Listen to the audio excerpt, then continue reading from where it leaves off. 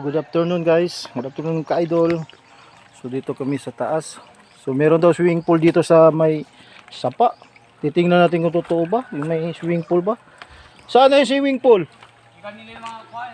Kaya tanggal nila kuya ang ano, mga bato. Ah, ayun malinis, yung swimming pool diyan. Walang bayad. Yan oh. Running motor ha? Kunin lang kung wala kayo dari ba o kung dapat easy. Oo. Ah, ito na ang kuan, swimming pool.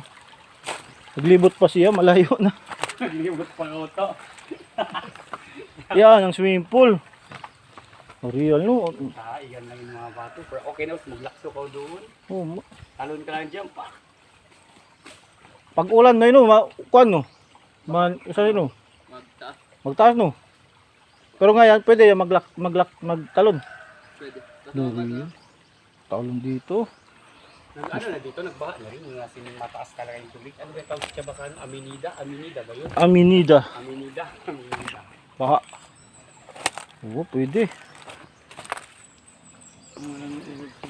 Talon ko doon, no? Tapos mayroon anaconda.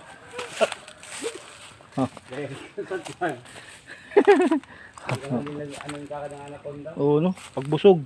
Higain ka pa nun bago kalunukin. Oo, yan guys. May karabaw pa. Yun, karabaw. Fresh. Limpyo no, limpyo no. Karabaw ay kalaban. No. Kung taba niya yung karabaw. Ha? Hindi lang nga po niya. Ali lang. Pero okay ano, swimming pool. Swimming pool. Secret hidden. One day, kwan. Kawit. Arriba. Kusa ay talamaki. Lapok, kusa kayo?